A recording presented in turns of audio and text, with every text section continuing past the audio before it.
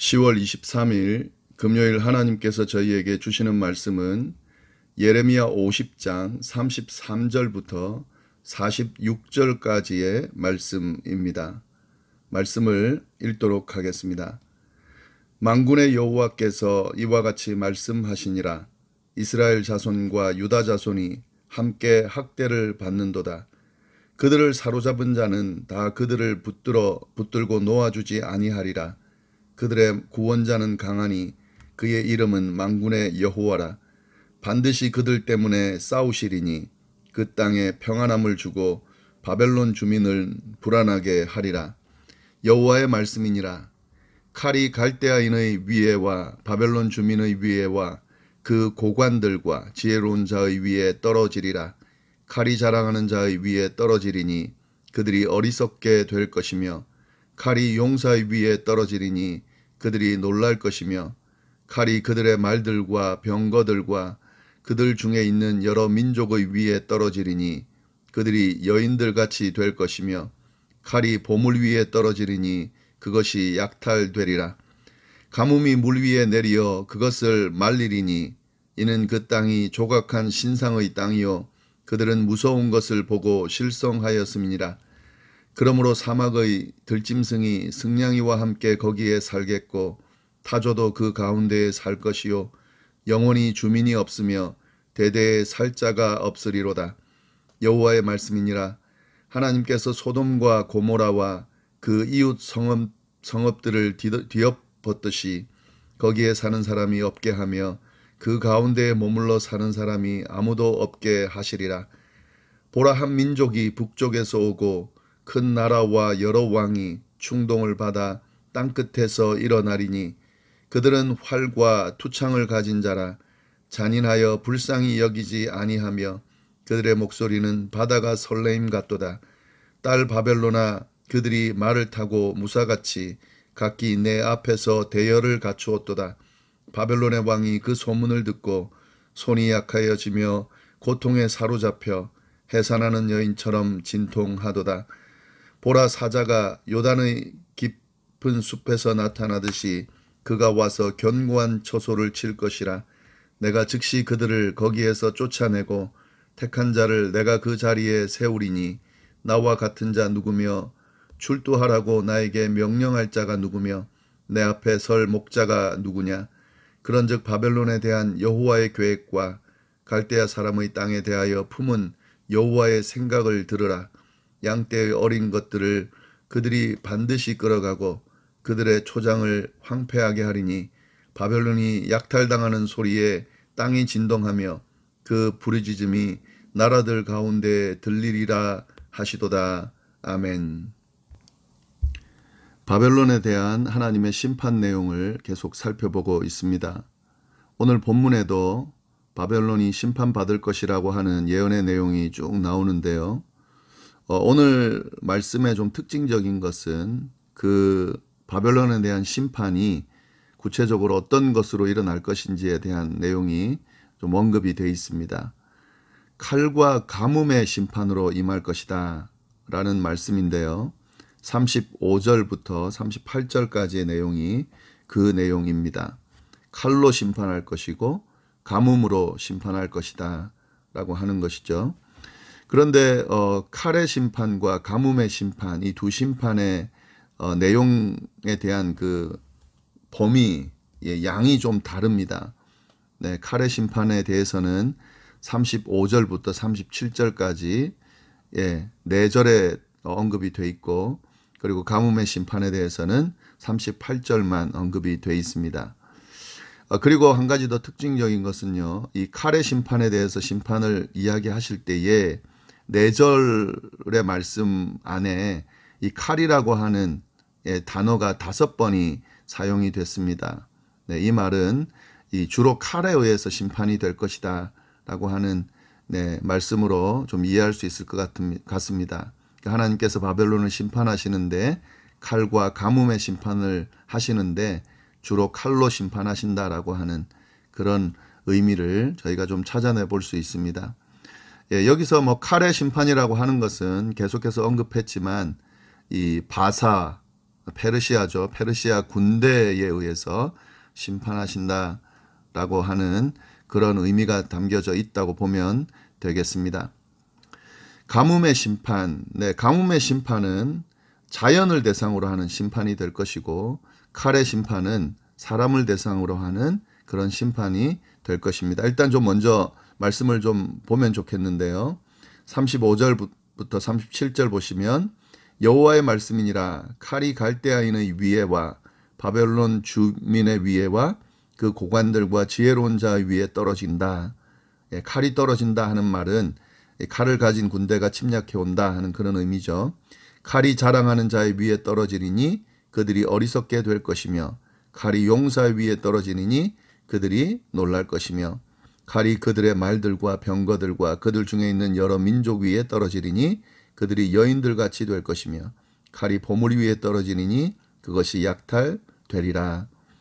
칼이 떨어져서 그 바벨론 곳곳이 심판되어진 재앙이 일어난다 하는 것인데, 보면은 소중하게 생각하는 것들, 중요하게 생각하는 것들, 특별히 강하다고 생각하고 자랑했던 것들이 다 그 칼에 의해서 심판을 받게 된다 하는 내용이 있습니다.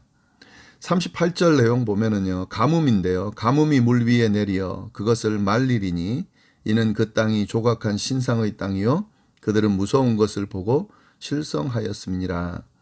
가뭄이 물 위에 내린다. 그래서 그것이 말라버린다 하는 건데, 그런데 저희가 좀 알아야 되는 것은요, 이 바벨론은 가뭄이 일어날 곳이 아닙니다.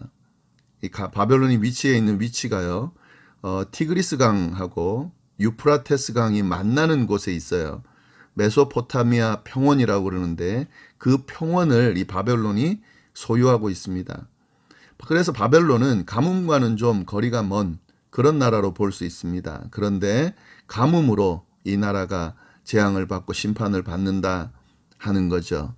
다시 말씀드리면 이것이 하나님의 심판에 의해서 주어진다라고 하는 것을 드러내는 그런 내용이다라고 볼 수 있겠습니다.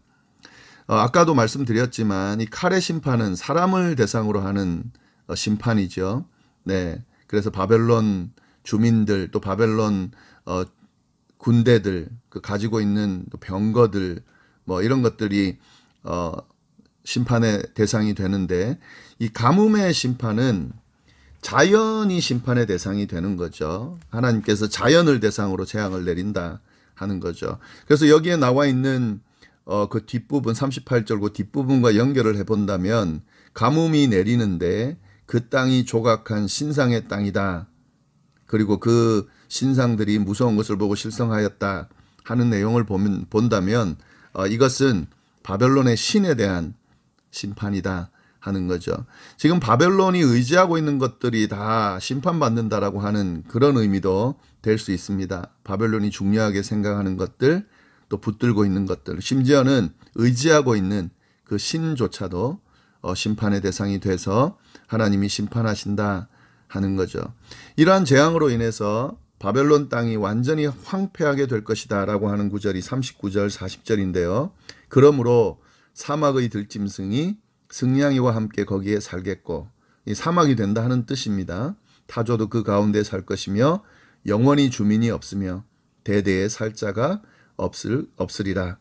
여호와의 말씀이니라. 하나님께서 소돔과 고모라와 그 이웃 성읍들을 뒤엎었듯이 거기에 사는 사람이 없게 하며 그 가운데 머물러 사는 사람이 아무도 없게 하시리라. 마치 바벨론 심판이 소돔과 고모라 그리고 그 이웃 성읍들을 심판한 것과 같을 것이다 라고 하는 거죠. 이 소돔과 고모라에 대한 심판은 두 가지 의미가 있는데요. 소돔과 고모라는 이 타락한 것의 하나의 대표격인 도시들입니다. 나라들이죠. 소돔과 고모라를 심판하셨다라고 하는 것은 그만큼 하나님께 범죄하고 타락한 그런 곳을 심판하신다는 의미인데, 바벨론이 그런 의미가 있다라고 하는 것도 지금 연결해서 볼 수 있는 것이죠. 그리고 또 한 가지 더는 소돔과 고모라를 심판하실 때 완전히 심판하셨습니다. 아주 심하게, 극심하게 심판하셨는데 바벨론에 대한 심판도 그렇게 이루어질 것이다 라고 하는 그런 내용의 말씀이라고 보면 되겠습니다. 이런 바벨론에 대한 심판, 네, 또 나오고, 그 다음에 이제 41절부터 46절까지 쭉 보면은 심판의 도구로 선택된 북쪽에서 오는 군대에 대한 묘사가 나옵니다. 페르시아 군대에 대한 모습이 구체적으로 나오는 건데요. 네, 앞에서도 언뜻 언급이 됐지만 또 그렇게 나옵니다. 41절 보라 한 민족이 북쪽에서 온다. 페르시아를 의미하는 거죠. 큰 나라와 여러 왕이 충동을 받아 땅끝에서 일어난다. 그들은 활과 투창을 가진 자다. 아니 군대로 오는데 잔인하여 불쌍히 여기지 아니한다. 페르시아에 대한 묘사입니다. 그들의 목소리는 바다가 설레임 같도다. 딸 바벨로나 그들이 말을 타고 무사같이 각기 내 앞에 대열을 맞추는도다. 이 바벨론 왕이 이 페르시아의 침략에 때문에 43절 그 소문을 듣고 손이 약하여져서 고통에 사로잡혀 해산하는 여인처럼 진통하는도다. 네, 두려움의 대상이 되고 그로 인해서 그 침략으로 인해서 바벨론 왕이 떤다 하는 묘사죠. 네, 그 뒤에도 쭉 보시면은 이 바벨론이 어떻게 멸망하는지 또 페르시아가 어떻게 침략해 와서 저기 하는지 하는 내용들이 쭉 나옵니다. 보라 사자가 요단의 깊은 숲에 나타나듯이 그가 와서 견고한 처소를 칠 것이고 내가 즉시 그들을 거기에서 쫓아내고 택한 자를 내가 그 자리에 세우리니. 그런데 이제 요 뒤에 내용을 보면은요. 이것이 바벨론에 의해서 심판이 주어지지만 이것이 하나님의 계획 속에 있다라고 하는 내용을 확실히 드러내고 있습니다. 보면은 내가 그 자리에 세우리니 나와 같은 자 누구며 출두하라고 나에게 명령할 자가 누구며 내 앞에 설 목자가 누구냐. 그런즉 바벨론에 대한 여호와의 계획과 갈대아 사람의 땅에 대하여 품은 여호와의 생각을 들으라. 지금 이 모든 것이 하나님의 계획이고 이 바벨론에 대한 하나님의 마음에 대한 표출인 거죠. 그래서 어떤 계획을 가지고 있고 어떤 마음을 품고 있는지 좀 들어봐라 하는 건데 이것이 하나님의 주도권 아래 하나님의 주권 아래 이루어지고 있음을 강조하고 있습니다. 양떼의 어린 것들을 그들이 반드시 끌어가고 그들의 초장을 황폐하게 할 것이다. 바벨론이 약탈당하는 소리에 땅이 진동하며 그 부르짖음이 나라들 가운데 들리리라 하시는도다. 예, 이것이 바로 하나님의 계획이라는 거죠. 바벨론에 대한 하나님의 계획이라는 거죠. 그리고 바벨론에 대한 하나님의 생각이라는 거죠. 마음이고 생각이라는 거죠. 하나님께 교만함으로 또 하나님의 백성들을 함부로 다룸으로 또 우상을 숭배하고 다 극도로 타락한 이 바벨론에 대한 심판이 바로 하나님의 계획이고 생각이다. 그리고 하나님의 주도권 아래서 바벨론은 심판당할 거다라고 하는 말씀 쭉 이야기하고 있습니다. 특히 오늘 본문에서 제가 언급을 하지 않았는데요. 주목해야 될 부분이 있습니다. 그건 먼저 33절, 34절 말씀이에요. 요걸 좀 보고 말씀을 좀 마무리를 할 텐데요. 33절, 34절이 이렇게 되어 있습니다. 만군의 여호와께서 이와 같이 말씀하시니라. 이스라엘 자손과 유다 자손이 함께 학대를 받는도다. 그들을 사로잡은 자는 다 그들을 붙들고 놓아주지 아니하리라. 그들의 구원자는 강하니 그의 이름은 만군의 여호와라. 반드시 그들 때문에 싸우시리니 그 땅에 평안함을 주고 바벨론 주민은 불안하게 하리라.